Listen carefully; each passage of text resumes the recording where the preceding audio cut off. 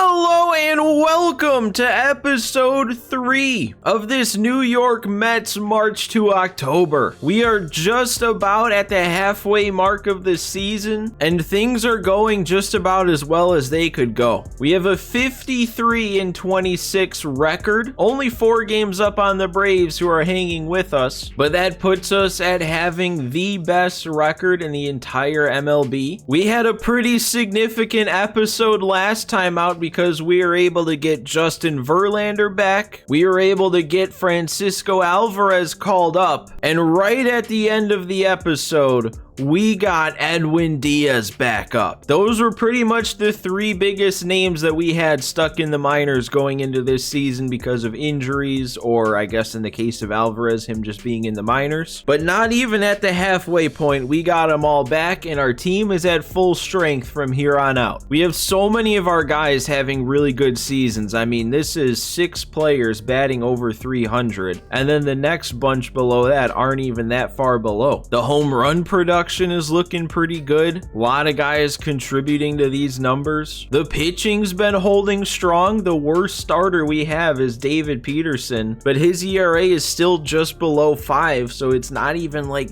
that bad. Our relief pitching has been looking good if you take Aaron Bummer out of consideration, and then we just got back Edwin Diaz to close down the games. Maybe the one worry we have from here on out is just the speed at which our players are regressing, specifically the older players, because Justin Verlander at the start of the season was a 98 overall. He might have even been a 99 and regressed to the 98 by the time I got to look, but regardless, I saw him at a 98. Halfway through the year, he's down to an 89. Still pitching pretty solid ever since we got him called up. But man, by the time the playoffs come around, is he still even going to be in the 80s? Same thing with Scherzer. He started, I don't remember what he started at. It was a 96, I think. And he's all the way down to an 88. He's pitching, he might be one of the best pitchers in the National League, actually. 240 ERA, 120 strikeouts in 16 starts. We have Carrasco regressing at his age, although it's not nearly as bad. We have Brooks, Raley, and Ottavino both taking nosedives. We did have David Robertson, who regressed a bunch in terms of overall, but he held strong in place of Edwin Diaz. But he was also the guy that got the boot to get Edwin Diaz. We're not really getting hit with much regression offensively. Like Marte, he's still holding strong. Mark Canha is actually improving. Eduardo Escobar is not dipping that far. Tommy Pham isn't really dipping much. But I've said it multiple times now. This is very different because most March to Octobers I've played, we have young guys with good potential, which usually means by the end of the year, we're at our strongest. But this go around, it's going to be very different because we don't really have any young guys progressing, and we have a couple old guys regressing. So we're going to be at our weakest as we move closer to the end of the season. So I got to do what I can to continue playing well enough to keep this team going at a high level, and that's gonna start with this first key moment today where we have to make a comeback down 3-2 against the Brewers, and we have 2 innings at the plate to do it. So let's head in. We got Pete Alonso leading it off against a lefty, and I would very much like to put up 2 runs right away, and then we can see Edwin Diaz in his element right away. So what do we got here going into this game? Oh, they already have... CPU's got some faith in me. They already have Edwin warming up. But looking at today, we have no extra base hits on the board. 2 runs scored. Nimmo drove in both. Couple stolen bases. Verlander went a strong 7, only giving up 3 runs. We got to get him the... or not get him the win. We got to prevent him from getting the loss. Pete's actually a little weaker against lefties, so this isn't the greatest matchup. And I also know, yeah, this guy's got a bit of a funky windup. No, I blew it, man. I was in a 3-0 count, took all the way on the fastball down the middle, and then he threw a changeup that I was way out in front of, and then that sinker that I was behind because I was so far out in front of the change. That's not a good start to a new episode today. Lindor, though, hang on. Oh, that's carrying. That's definitely carrying. We tied it with Lindor. I did not think off the bat that I actually hit that well. I thought maybe it was going to get down in the gap if it was hit perfectly between them, but no, it just left. I've had a couple of good swings with Lindor so far in this March to October, and that's continuing here. Some clutch hitting immediately. And Escobar, no, I didn't. I was a little too far early that time, too far out in front of it. Ooh, how about Francisco Alvarez with a big moment here? He hasn't been bad, but he hasn't been that great since getting the call, but he hits lefties. And that's looking good. It's not going to take the lead, but I'm going to try and stretch it to 2. Is this not smart? No, we're good. Francisco Alvarez with the 2-out double. Man, I hate to even think about this, though, after he came through like that, but do we got to take the rookie out? Do we need some speed out there to make sure we can score on a 2-out base hit? I wish we had a second speed option, because look at the rest of this bench. No speed. I almost don't want to burn the speed right now with 2 outs if I'm not confident about getting a base hit and then not have speed for the bottom of the 9th or beyond. I gotta do it, because if I do get a base hit here and then I can't bring this guy around to score, I'm gonna be kicking myself. Oh, that was so close to being it. Slow the bat down a bit. Oh, no, no, no. Don't be missing that bad. Come on. Oh my, you really? CPU, you gotta break that out there. A perfect slurve at the top of the zone. Who's hitting that? Who's pulling the trigger on that pitch? See, that's just one of those situations where you know if I don't bring in Locastro to pinch run, I would have gotten a hit and then either not sent Alvarez or gotten thrown out. But since I did bring in Locastro, that's when I had to not do anything. All right, well, with the tie, that means we're not going to throw... Or should I? Should I throw Diaz out there? Would it be fun? Nah, I'm not going to, because I actually feel pretty good about what we do have facing this part of the lineup. I'm going to leave John Curtis in to face Contreras, and then we'll finally get to see Aaron Bummer make his team debut. He was the first guy I traded for, and I still haven't used him. And there we go. Contreras way out in front, swinging right through it. Curtis does his job, and now we get to go to the lefty. Luke Voit is significantly worse against left-handed pitching, so we're going to Bummer to face him and then face 2 lefties actually after. Hopefully only 1 though. And yeah, those are what his numbers are looking like, and that's kind of why I've been wanting to get him in a game. I just haven't had a good situation to bring him in, because I feel like I can pitch pretty well with Aaron Bummer, keep some runs off the board, and if I can do that with him, maybe that gets his numbers back on track so that when it sims, he doesn't look as bad. And there we go. Missed the zone twice, kind of left that right down the middle, but who cares? It's an out. Oh my god, okay, they're literally not swinging if it's out of the zone. That is an amazing slider. How does that not get a swing? There we go. That one got the swing. Curtis and Bummer shut it down, keep it tied, and we got a chance to walk it off with 9-1-2 coming up. Oh, and they're going to Javi Guerra with a 6.93 ERA. I might just leave Tommy Pham in. I don't know. What should I do here? Because we do have like Vogelback or Guillorme I could go to. Yeah, I'm just going to leave Pham in, because if we don't walk it off right here in this inning, then it would lead to a bunch of defensive substitutions and moving around that I don't want to deal with. Tommy Pham's good enough. Yeah, maybe Tommy Pham's not good enough, because that was a really good swing, and I really thought at first that was going to make it to the gap. Marte, though, that's going to get through for a hit, man. That's a couple of really nice swings on pitches right down the middle. Would have been nice if they both were hits. Nimmo? No, I did not get enough of that. Right? Okay. For a little bit there, I thought maybe I was wrong. Man, though, that's... I mean, I was a little bit under it, but that's still good timing. It's in the PCI. It's a hanging pitch. You'd like to see that driven. Oh my god, and that's going to be another one. That's 3 hanging sliders. that inning. And then a sinker right down the middle that I made a good swing on, and we got one hit out of it. That can't happen. We needed to win the game with the pitches we saw there, and now we gotta deal with the runner on second. I'm gonna leave Bummer in to face Winker, and then I think we might just get Diaz. There we go, right back to Bummer, keeps the runner at second, does his job and gets the lefty, and we're gonna do it. We don't have a shot at a save situation anymore in this game, but this is about as close as it'll get with that go-ahead run out there on second. Do we get the intro? We do. I don't have the music playing though, which I feel like is most of it, which is a shame. But we all know why I can't have the music playing. There it is for the first time this year, Edwin Diaz coming into the game. Would have liked it to be in a save spot, but not everything's perfect. Oh yeah, and 3 pitches to sit him down. That is what Diaz is going to give us. Another fastball up and in at 102. And we did not allow the free runner to come around to score. We have to win it right now. Look at him fired up in his season debut. Pete Alonso coming up. Free runner on second with some decent speed.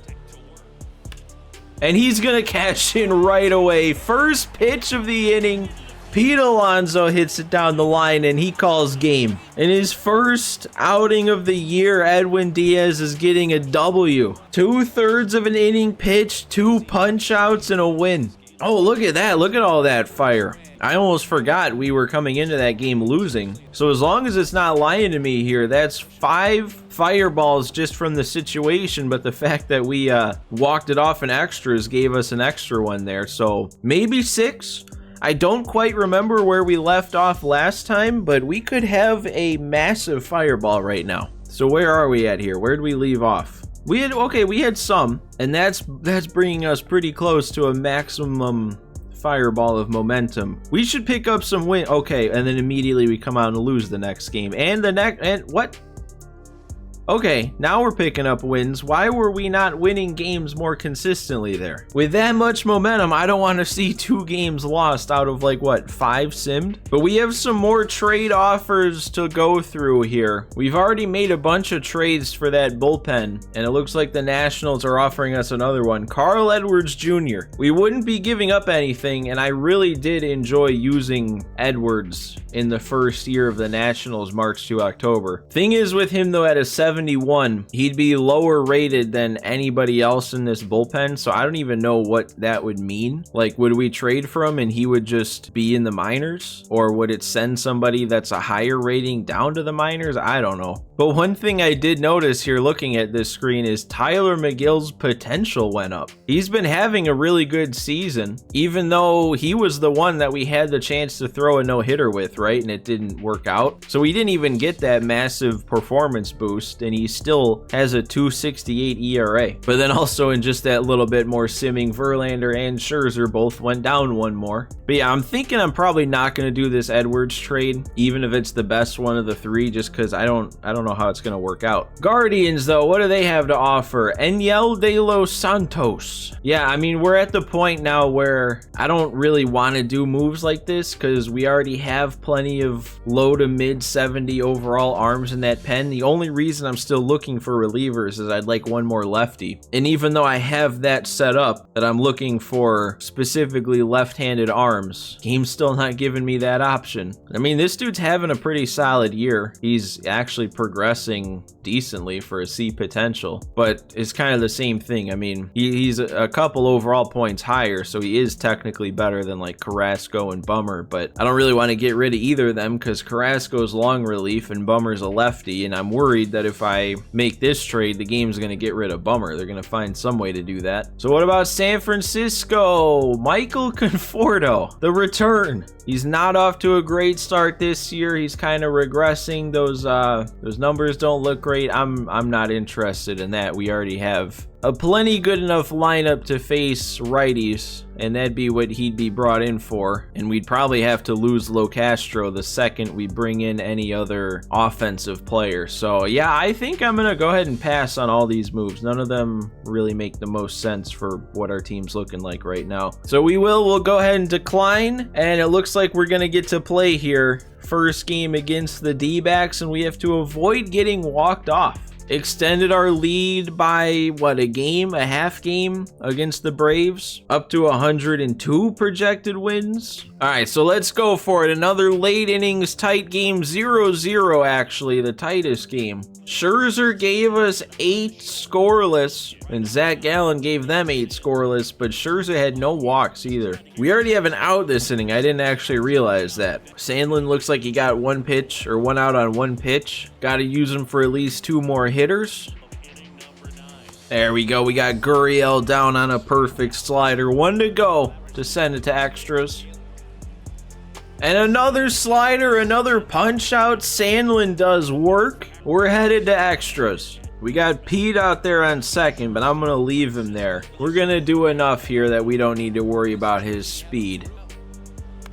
Oh, hang on. What? Okay, I knew I timed it up. I guess it's the PCI. It's always the PCI. I hardly ever get it up there for high fastballs, do I? Oh, that's dropping in. I can't send Pete, of course. I say it's not gonna, the speed's not gonna come into play, and then if I would have pinch ran like Locastro or something, we'd have the lead. Just can't ground into a double play here. I guess I could still bring more speed in for a sac fly situation. That's gonna be deep enough. Doesn't matter how fast of a guy we have. Oh, it's just gonna get down. Okay, we are gonna get up to third. Bad throw, and Mark Canha comes through. RBI double here to drive in that run, and we're in an amazing spot to drive in even more. Oh, they're gonna put Vogel back on for free. Smart. If they didn't do that, it's an automatic 4-0 game. Oh, can't send him. Never send him on the wild pitch. I can't do it. Oh, that completely fooled me. Saw it as a fastball, pulled the trigger. Not even close. It happens. Oh, and I don't even know if I was late on that, but man, missed it one way or another. I thought we were going to do some more damage there, but a 1-run lead with a runner on second and nobody out, that's going to have to be what does it. But man, you couldn't really ask for anyone better in this spot, could you? He hasn't pitched since our last use of him. Have we not been in a save spot? This is his first chance to pick up a save. Oh, high heat froze him. 103 on the gun. Oh, he chased 2 pitches and then looked at the slider right there. That's 4 batters faced, 4 punch outs so far for Diaz. Can he make it a perfect 5 to lock this game down? He can. Couldn't hold up on the slider below the zone. That, oh man, we're already seeing what kind of a game changer Edwin Diaz is. I mean, there was no chance of them doing anything on any pitch that I threw there in that last inning. It didn't even matter that we were only up 1 with a runner on second. We might as well have been up 100. 5 more momentum fireballs after that one. We already had a pretty big one. That's full. That is a completely full momentum fireball there. Now let's just rattle off a bunch of wins. Don't even need to lose any, right? There we go. Swept Arizona. Are we gonna... Oh, it's the draft. Oh man, I forgot about this. Okay, this doesn't matter, but I completely forgot that we'd still have to deal with it even if I turned on the auto scouting. So I don't know, this literally doesn't matter because we're not going into next season, so we can just kind of motor on through this. Oh, I can just sim the rest of the draft. Perfect. Go all the way to the end. We got Bob Hamilton in the 6th round here. That's a great pick. Can't believe he fell that far. All right, now we continue on. We did sweep San Diego. I don't have to worry about signing these guys. Automate that. Now let's keep winning. Come on. Oh, it's the end of the first half. Okay. Well, we finished that very strong, that first half. We rattled off, what was it, 7 wins in a row? Maybe 8? Maybe 9? I don't know. But we got a 5-star perfect first half. Plus 13 on the expected wins. And we are already in the favorites tier. So that's kind of crazy to get 13 more than what was expected out of a World Series favorite. 63-28 heading into the All-Star break. So I mean, that's a little past the first half in terms of games played. We got to survive another close game against a top team.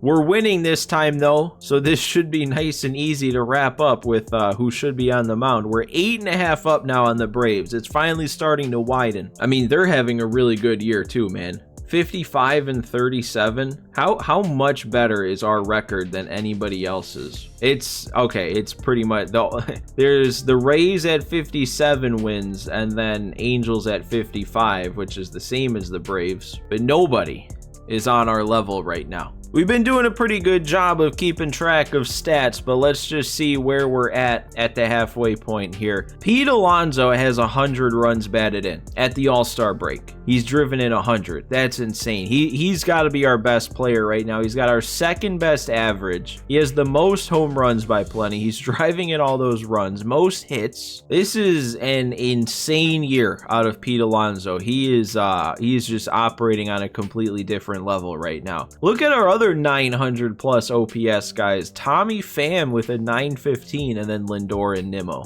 Alvarez has the lowest OPS on the team. It's actually both of our catchers by a pretty significant margin. Seems like he's struggling a bit. Although, I mean, a 241 average, 316 on base, it's not even that bad for a rookie. It's just everybody else on this team is playing so well that it makes that look like a rough year. Dude, how about Starling Marte also? Let's not gloss over the year he's putting together. 15 bombs with almost a 300 average, 21 of 26 in stolen bases, 23 doubles, 3 triples. Pitching wise, Scherzer is down to an 86 overall, but his ERA is down to a 227. He's a full 10 overall worse than he was to start the year, and he's still probably the best pitcher in the league. Tyler McGill with a 265. Senga down to a 311. David Peterson still hovering up there in the high fours, but then Verlander is down 336 right now. He's striking out some batters too. Carrasco's still pitching pretty solid out of the pen. Bullpen, Bummer's got that ERA down to 12.27. The rest of the pen's looking great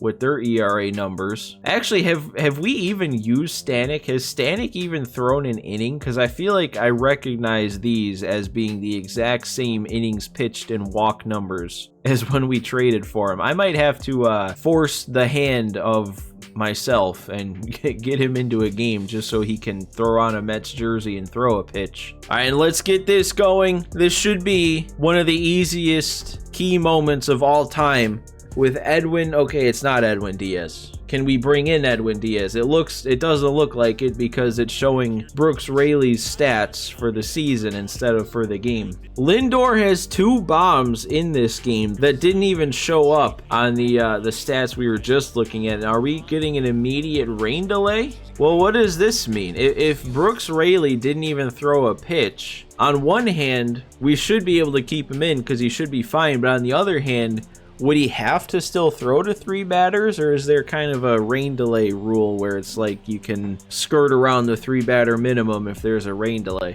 I feel like usually the general rule for me is just to say keep current pitcher, because then you can still just bring somebody in. But I don't know. Does this mean I'm locked in with Brooks Raley? Should I have not done that? Did I make a massive mistake? Edwin Diaz isn't even here? What? Well, what happened to get Edwin Diaz not available? Oh, that happened. He came in a non-save situation and has given up 3 runs. And then they yanked him. This game was 7-3 when they brought him in. What happened? Things were going so well. 4 different players, though, with a 2-hit game in this one. And Lindor's 2 were both homers. Marte added another triple on, and I don't know, man. Yeah, I can't even take out Raley. So we're stuck using Brooks Raley to close this one out. This is decidedly way less easy than I assumed it was going to be. I still don't understand how Edwin Diaz has a game like that.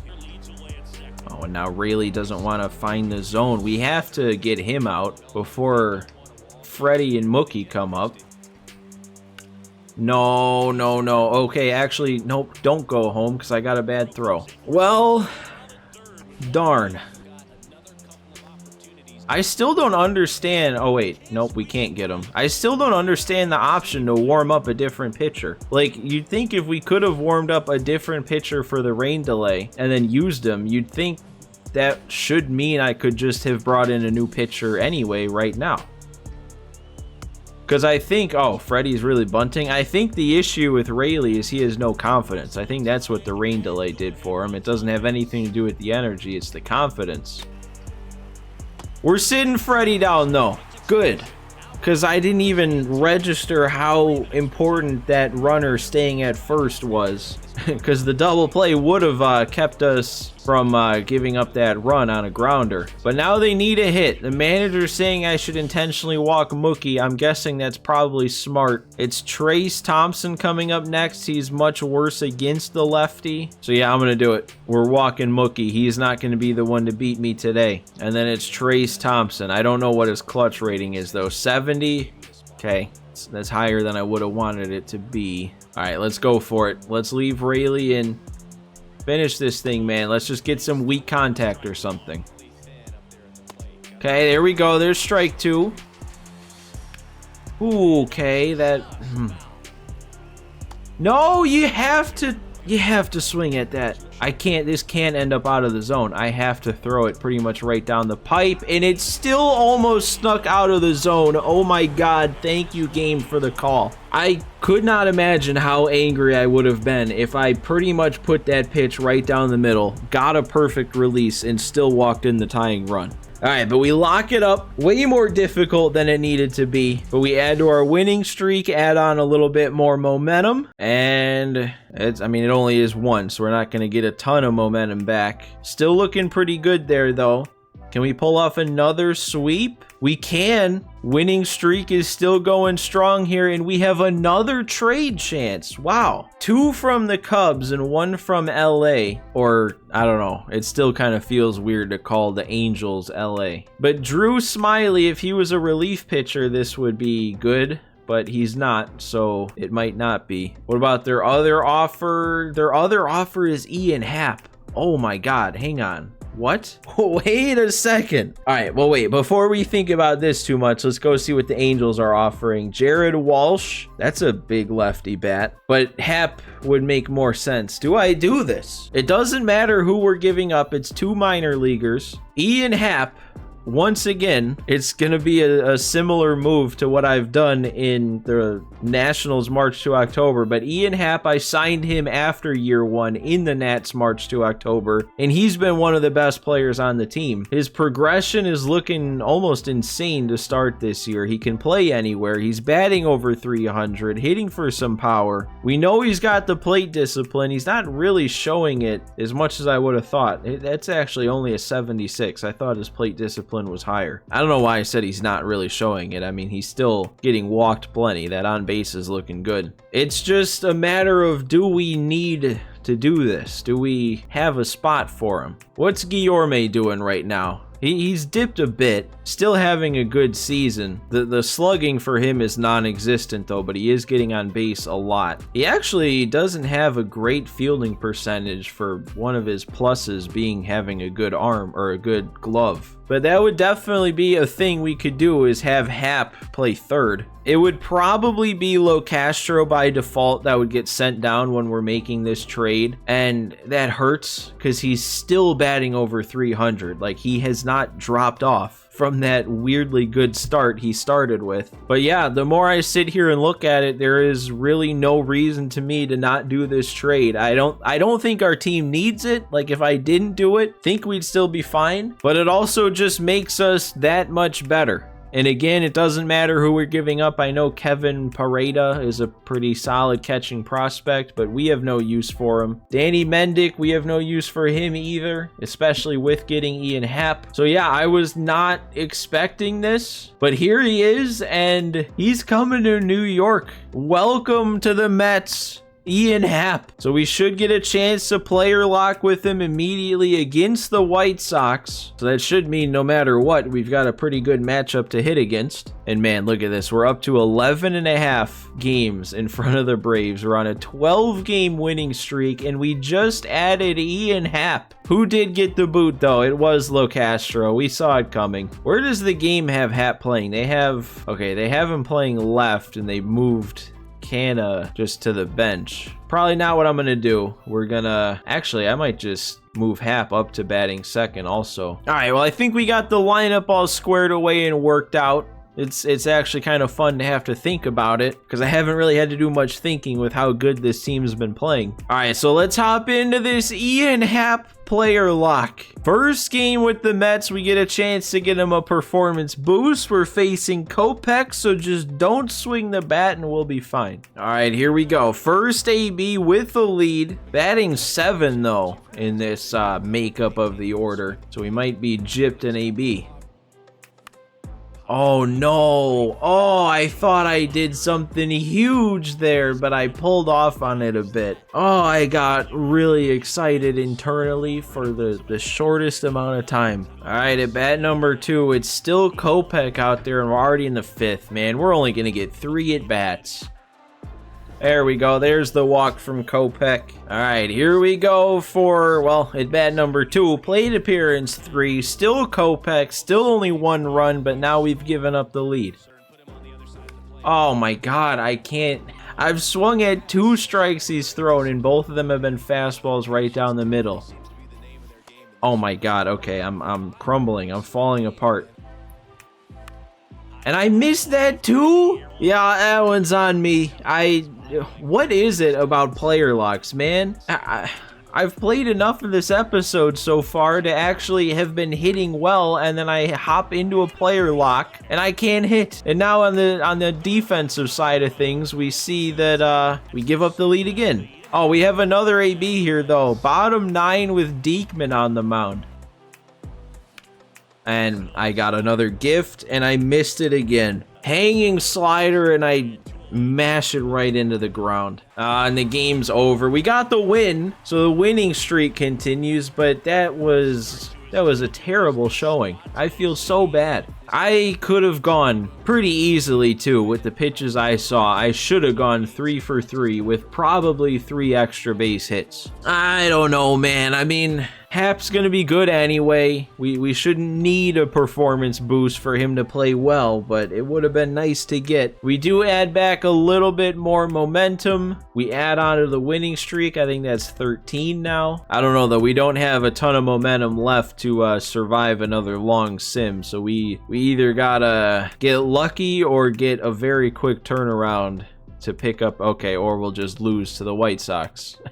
They're giving me a heads up here to mess with the trade management section. Do I want to? I don't know. I mean, at this point, do I even still want Buxton or Reynolds with how good our outfielders are playing? I don't know. I don't feel the need to change anything up. I guess if there's anything that I would want, it'd be one of them two or a lefty in the pen. And if we don't get one of those things, if we don't get a good trade, I just won't accept it. There we go. Picking up. Did our momentum thing get bigger for doing nothing? I swear it was not that big, and then all of a sudden it got bigger and we were able to rattle off like 3 more momentum induced wins. And this is now the second opportunity the game's giving me to fast track Jose Buto. And like, really, game? Could you not have taken the hint the first time when I didn't do it that, hey, maybe I want somebody else to get a fast track? Like, I don't know, Brett Beatty. I mean, the most that he would do is become our long reliever because he only has 3 pitches. But I don't even know if I'd want him over Carrasco because Carrasco he's still pitching pretty solid. He has a better pitch mix. I've been good using him. And he's not regressing like super fast, so I don't really see a reason to move on from him yet. So again, I think I'm going to decline this. I don't see the point. Give me somebody else to fast track. All right, now we're getting the chance to play the Yankees this time. The Subway Series. Our last matchup with the Yankees, it just blew right past. But this time we get to play. We only get to play one inning of it, though. We're up over 70 wins. We're 71-29 after 100 games. We're projected to win 107. But that projection also feels kind of low.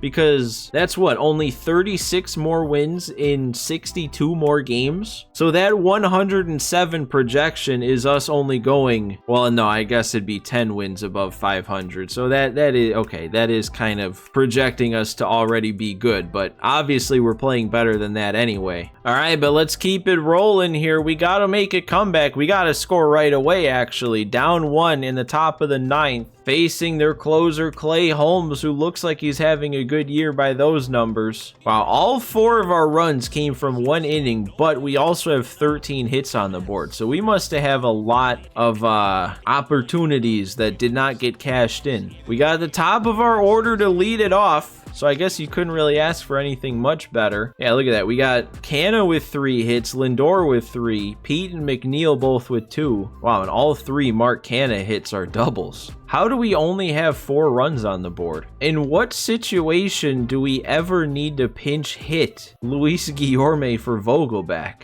Like, even if there was a lefty out there, which there wasn't. Yeah, I don't get that at all. Why are we doing that? Scherzer, though, did not have a great outing. 4 runs allowed in 4 2/3. Carrasco came in, gave us 3 1/3 good innings of relief. But let's get things going here. Let's see if we can do some damage against Clay Holmes. He's going to be tough. I know he's always tough to hit. Okay, 3-0 count to start. Walk me. Walk that tying run. There we go. We do draw the walk. We got a little bit of speed out there on first with a lot of stealing. Do I want to try and move him up? Or do we rely on the bats? I think we rely on the bats. The stealing just never works, does it? And then I look great there popping it up. At least it wasn't hit on the ground for a double play. Oh man, I just checked. Jose Trevino's got no arm back there. Now I'm even more tempted. I think I got to do it. I'm taking off. Oh, we got a good jump. Breaking pitch. And there we go. Pick the right time to do it on, and now we got that tying run in scoring position. And that's going to tie it. McNeil comes through, the stolen base pays off, and with anybody but Ian Happ, seems like I can hit today. And it's not over yet. Still only have 1 out, and we have 2 of our biggest bats coming up here with the runner on. Oh, and then, okay.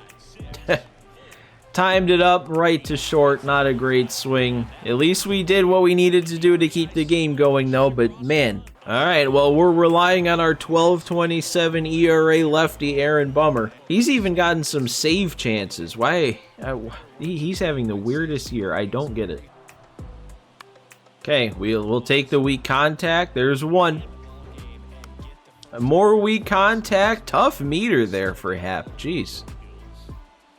And there we go. Punched him out on the slider. Bummer with a 1-2-3 ninth. We're going to extras again today. All right, we have Lindor coming up with the free runner on second. Not a ton of speed with it being Pete. But we don't even have Lo Castro anymore to bring in. And they're sticking with Clay Holmes. Okay. Ooh, okay. I mean, a walk doesn't even help a ton anyway, but the alternative of a called third strike, a walk is much better. Now it's Johnny Lasagna, though, that we got to deal with. I should not have swung. It's a hittable pitch, but in that spot, on a 2-0 count, when the worst thing that could happen is a double play, that's not the time to swing at an outside sinker like that. Oh, man. Come on, Canna. Do you got one more double in you? 4-double game? That might get caught. It actually did. Oh, you really had to reach into the crowd to get that. Okay. All right, Nick Sandlin, you want to keep it where it's at somehow with the free runner on second and Judge due up? Okay, I mean, that's a start.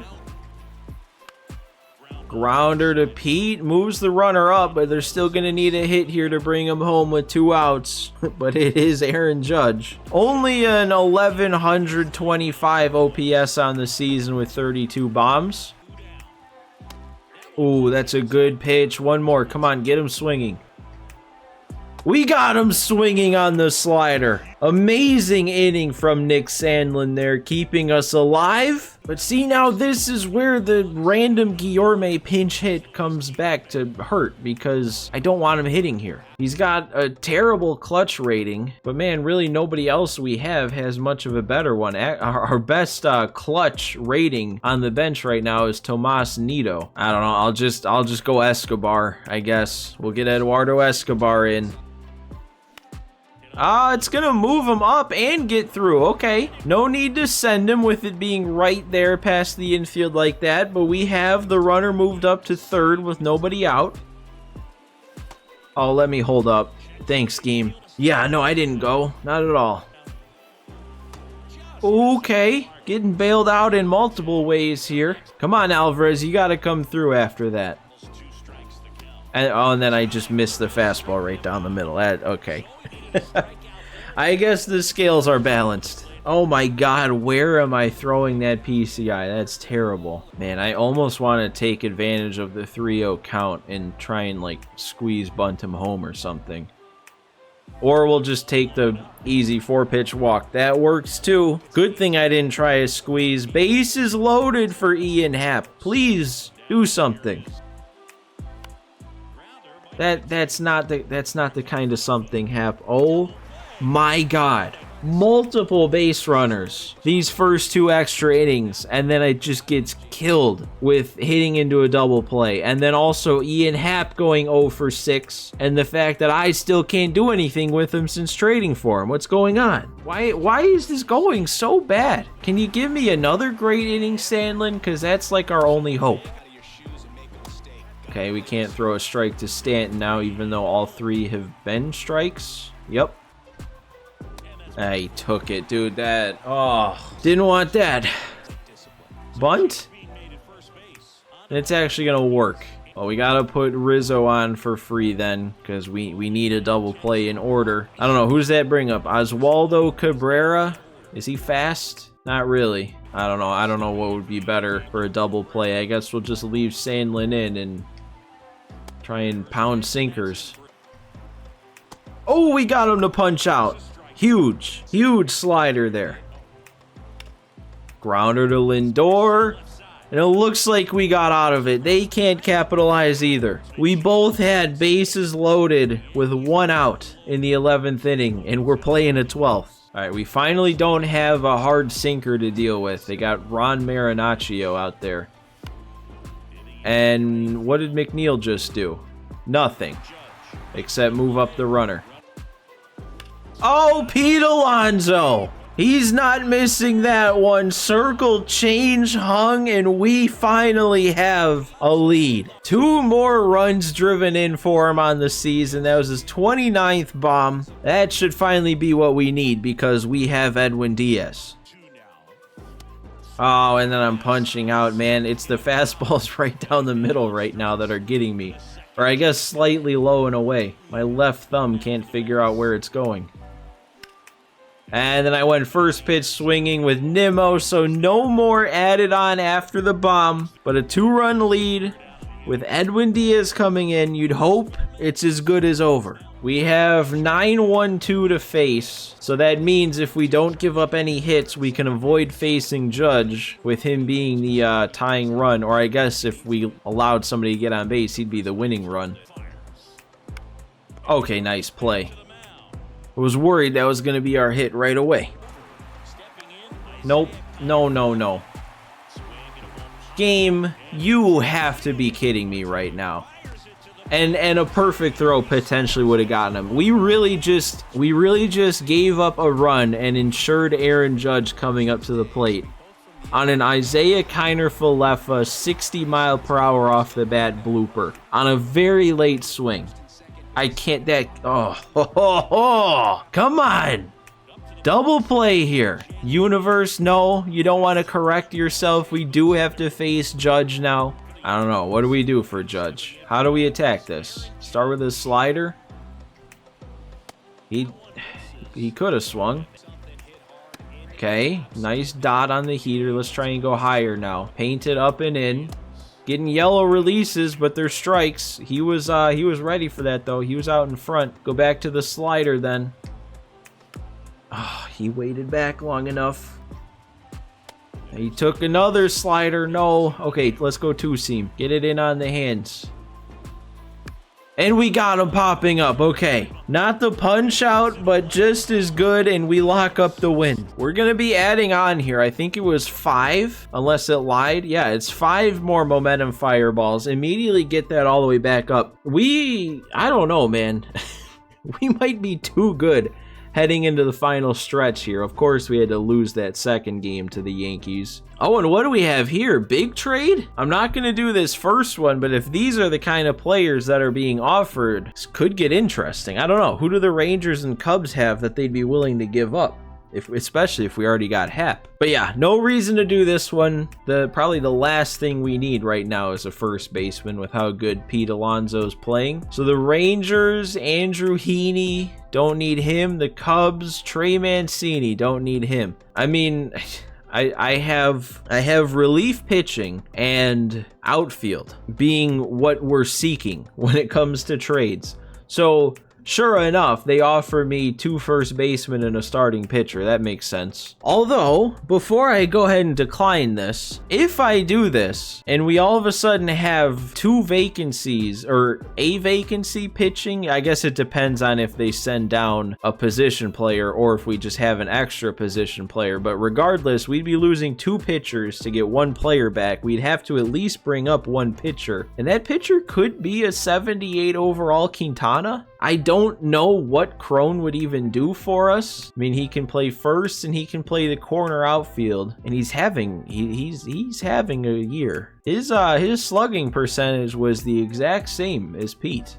That'd be kind of crazy to get another big righty like that. Again, though, I don't really know what we do with him. I guess I could stick him at DH, even though Vogelback is still having a pretty solid year. Or I guess I would be sticking Pete at DH, wouldn't I? Oh man, I'm starting to get really tempted by this. Hang on, because we'd be losing Ottavino, which sure he's having a good year, but we do have kind of plenty of other arms right now. Like, it's not like we would have a shortage of low to mid 70s righties out there. And then, like I said, we could, or the hope at least would be the game auto calls up Quintana to fill the Carrasco spot, which even though Carrasco's been good, that should be an upgrade and it would be an extra lefty. The only question is, do I want to take that much of a risk that the game would actually do exactly what I need the game to do? Because the last time I took that risk, it worked and we got Francisco Alvarez up, but this just seems a little bit more complicated, you know? I'm frozen right here, guys. I don't know what to do. I think I'm going to decline it just because I don't want to upset the balance of what we have going on and risk something going astronomically sideways. Just because I know March to October, and I know sometimes the automatic CPU moves go off the rails and they don't make sense, and I don't really want to open up that window of opportunity for anything like that to happen with how good this team is going right now. So we're going to decline all 3 of these offers and just move on, continue simming or not. We'll get to play this 4th game against the Nats to sweep them. And I guess that must have been our trade deadline move, because that's the 30th. We're now up to 75 and 30, 14 games up on the Braves, but we got to make another comeback. I swear, we haven't been getting easy games. Like, I've either been losing or tied. I think we had 1 game where I was out in front, and that was the one where I couldn't even use Diaz and there was a runner on second. But I'm still,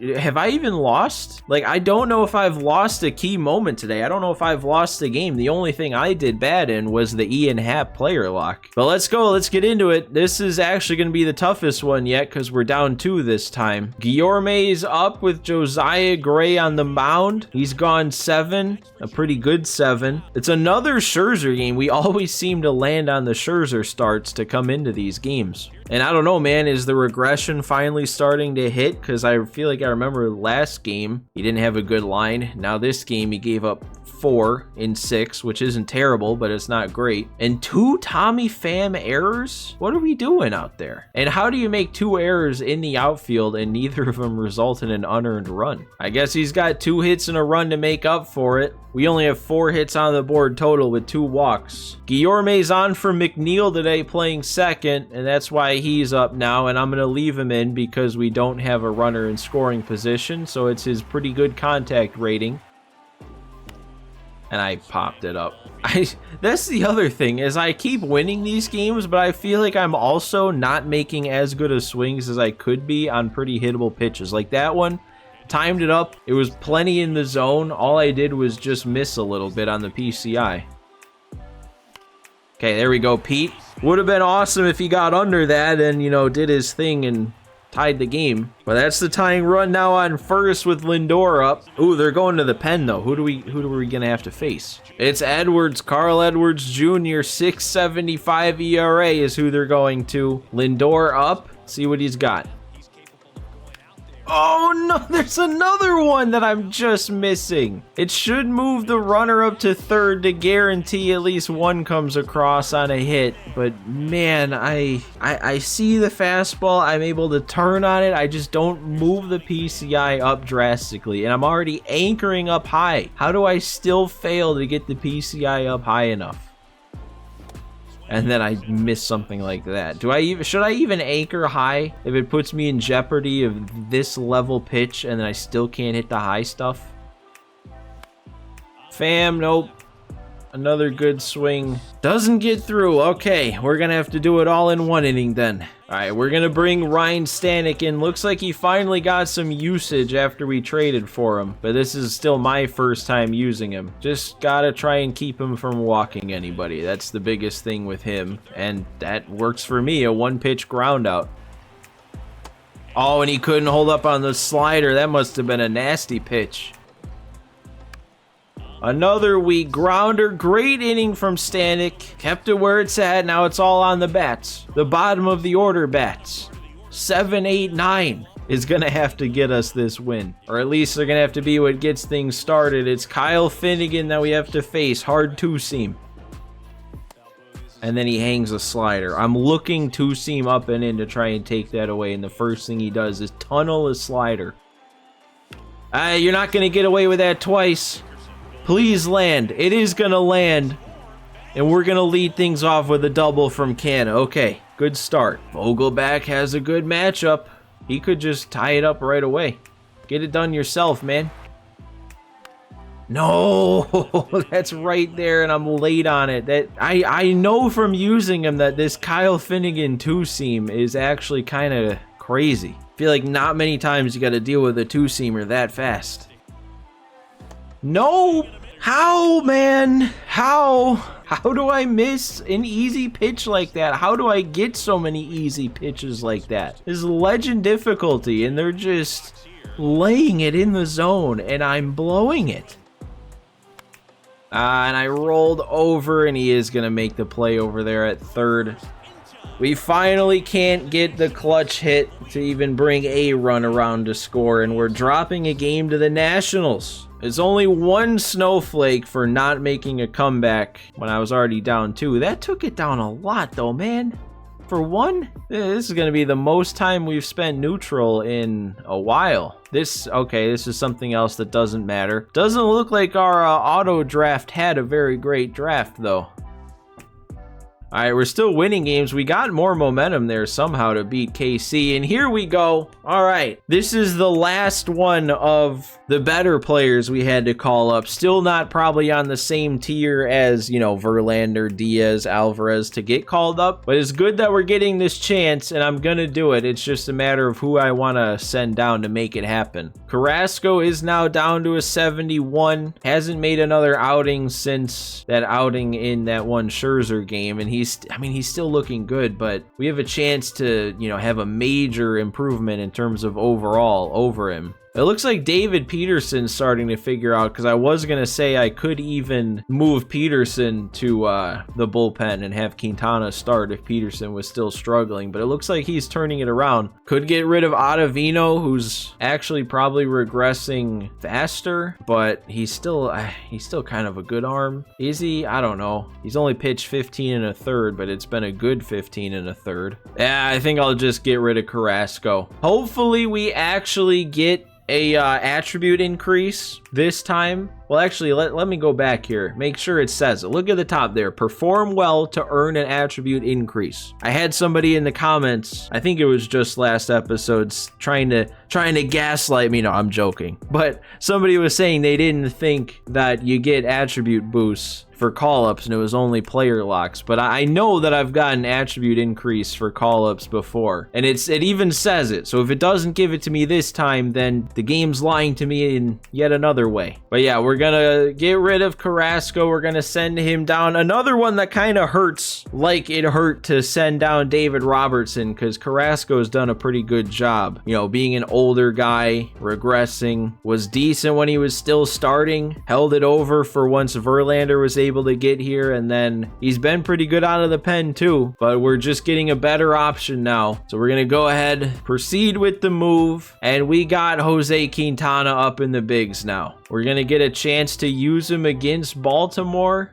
in his player lock to hopefully get him a boost. And man, we're up to 109 projected wins. We're 16 games out in front, 80-31. But I think this is going to be a good spot to call it. I know we're not quite at the 3/4 mark of the year. We still have 50 or 51 games to go. But I feel like we're getting close to the point where we're going to be clinching everything. And once we do clinch literally everything we can clinch, I feel like it's happened in the past where the game has just simmed like a huge chunk of games at the end. So in order to make sure next episode can also be a full episode, we're going to go ahead and end this one here. We'll get Quintana's player lot going to start out the next episode. But man, I feel like at this point I could lose in just about every game that I play, and we're still gonna even win the division. We're definitely gonna clinch a playoff spot, but I could probably lose every game and still win the division. And if you stuck around to this point, make sure that you've definitely hit that like button, and even more importantly, that you're subscribed to the channel. But that is going to do it for episode 3 here, guys. Thanks for watching again today, and I will see you next time.